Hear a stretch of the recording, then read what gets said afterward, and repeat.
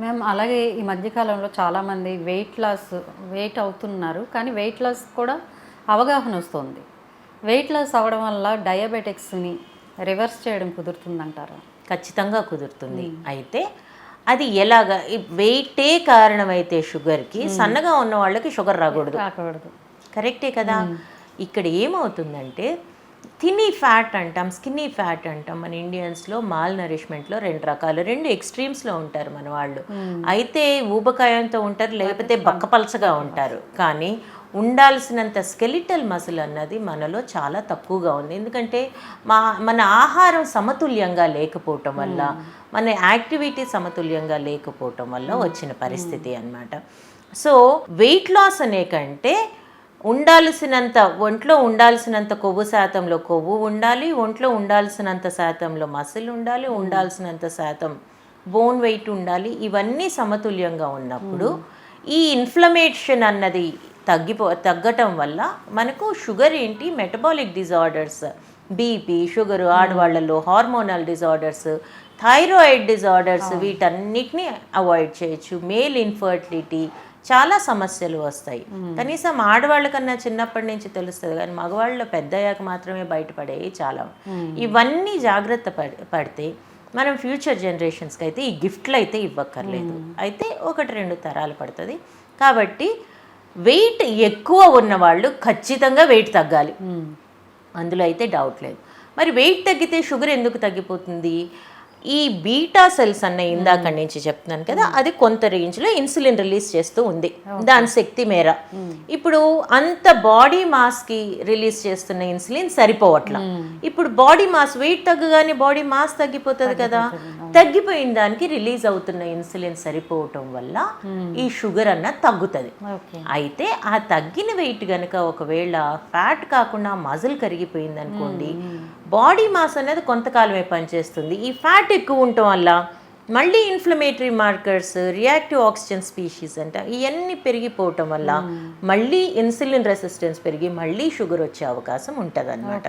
కాబట్టి weight loss అయ్యేటప్పుడు కూడా ఫ్యాట్ కరగాలి, ఇది చాలా ఇంపార్టెంట్. మన ఒంట్లో ఎంత మసిల్ ఉండాలో అంత మసిల్ని బిల్డ్ చేయాలి. మసిల్ అంటే ఈ కండలు కాదు, మన స్కెల్టన్కి అంటుకొని ఉండే స్కెల్టల్ మసిల్ అంటాం. అంటే మన బోన్స్కి అంటుకొని మజిల్ ఉంటుంది, ఆ మజిల్ పెరగాలి. ఆ మజిల్ పెరగటం వల్ల మెటబాలిక్ రేట్ పెరుగుతుంది. మెటబాలిక్ రేట్ పెరగటం వల్ల రక్తనాళాల్లో రక్తంలో షుగర్ ఎక్కువ ఉండదు. అలాగని ఎక్స్ట్రా షుగరే కదా ఫ్యాట్ కింద డిపాజిట్ అయ్యేది, అది కూడా డిపాజిట్ అవ్వదు అనమాట. అది దీని వెనుకాల హైపోథసిస్. అంటే ఫుడ్ ద్వారా వెయిట్ని కంట్రోల్లో పెట్టుకోవచ్చు అంటారా? ఫుడ్ ద్వారా వెయిట్ని కొంతవరకే కంట్రోల్లో పెట్టుకోవచ్చు. ఈ వెయిట్ అన్నది it's a mix of a lot of things. Weight అంటే ముందు ఒకటి మానేయాలి మనం. ఎంత బాడీ కాంపోజిషన్ అన్నది ఇంపార్టెంట్. బాడీ కాంపోజిషన్కి మీరు రైట్ బ్యాలెన్స్డ్ డైట్ తీసుకుంటూ యాక్టివిటీ చేస్తే, మంచినీళ్ళు సరిగ్గా తాగితే, సరిగ్గా హైడ్రేట్ అయితేనే మన బాడీ కాంపోజిషన్ సెట్ అవుతుంది.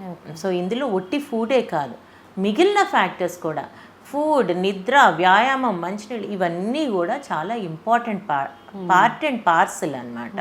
సో ఫుడ్ అన్నది ఖచ్చితంగా ఇంపార్టెంట్, కానీ ఫుడ్ మాత్రమే సొల్యూషన్ కాదు. చాలామంది ఫుడ్ సొల్యూషన్ అంటారు, అది చాలా చాలా తప్పు. ఇవాళ తగ్గుతారు, మళ్ళీ రేపు బౌన్స్ బ్యాక్ అవుతారు. ఎందుకంటే స్టార్వేషన్ సిండ్రోమ్ అంటాం. ఇప్పుడు కనుక మనం స్టార్వ్ అయ్యామనుకోండి, ఒంట్లోకి ఎలాగూ క్యాలరీస్ వెళ్ళట్లేదు, ఎలాగూ ఎనర్జీ వెళ్ళట్లేదు, సో షార్ట్ టర్మ్ గెయిన్ ఉంటుంది. ఆ తర్వాత ఎల్లకాలం ఇలా ఉండగలమా? స్టార్వేషన్లో ఉండలేం. మళ్ళీ మొదలు పెట్టినప్పుడు ఒళ్ళేమంటుందంటే, అప్పుడు నాకు ఒకసారి ఎట్లా స్టార్వేషన్ అంటే ఎలా చెప్పాలి, ఆకలి అని కూడా చెప్పకూడదు, కరువు. ఓకే, కరువుని ఫేస్ చేశాను నేను, దానికి నేను ప్రిపేర్ అయ్యలేను.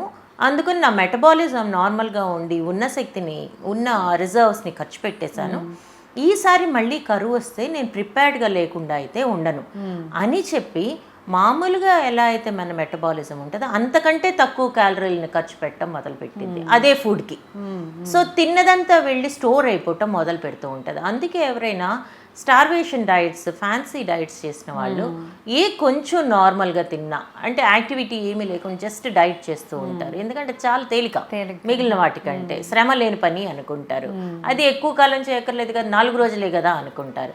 ఆ తర్వాత ఏ కొంచెం యాడ్ అయినా యోయో ఎఫెక్ట్ అంటారు. ఎంత ఫాస్ట్గా వెళ్తారో అంత ఫాస్ట్గా వెనక్కి అందుకుంటారు. ఆ తర్వాత వాళ్ళకి తగ్గటం చాలా చాలా కష్టం.